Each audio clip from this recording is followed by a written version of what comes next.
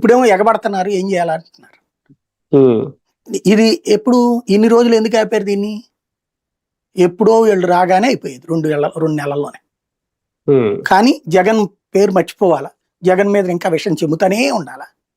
అది, మధ్యలో కూడా వెళ్ళారు కదా, పవన్ కళ్యాణ్ గారు చూసి వచ్చారు కదా, ఆయన మధ్యలో ఏదో వెళ్ళారుగా. పడింది ఉమ్, దుమ్మో ధూళో ఉమ్, అని చెప్పుకొచ్చారు. మరి ఇప్పుడు ఎందుకు ఎగబడుతున్నారు వాళ్ళందరూ?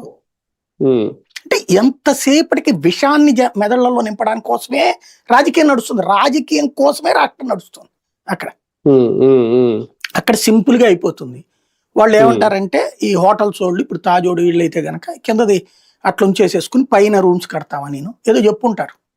అవును. ఉమ్, అట్లాగే కింద ఏదో 9 ఎకరాల ల్యాండ్ ఉందట, అది అవును. అక్కడ కట్టుకుంటాం ఏవి చెప్పారట.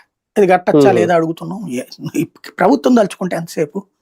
ఉమ్, ఇప్పుడు అక్కడే విశాఖపట్నంలోనే సిరిపురం జంక్షన్ దగ్గర ఉంటది, ఉమ్, సముద్రం బీచ్ లోపలికి ఉంటది హోటల్.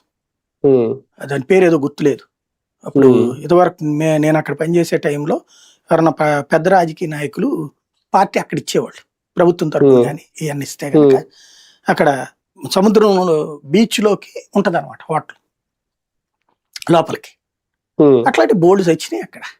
దాన్ని ఉమ్, ఉమ్, ఏదో అది ఒక విచిత్రమైన భ్రమలతో కూడినటువంటి స్టేట్మెంట్లతో నడిపేస్తారు ఇక్కడ ఉమ్. సమస్యలు. అది నిన్న కందులు దుర్గేష్ గారు అన్నది కొండపైన కూడా ఒక 60,000 చదరపు అడుగుల నిర్మాణానికి అనుకూలంగా ఉంది, దాని గురించి కూడా ఆలోచిస్తాం అని. అంటే ఇప్పటి వరకు దాని మీద నిర్మాణాలు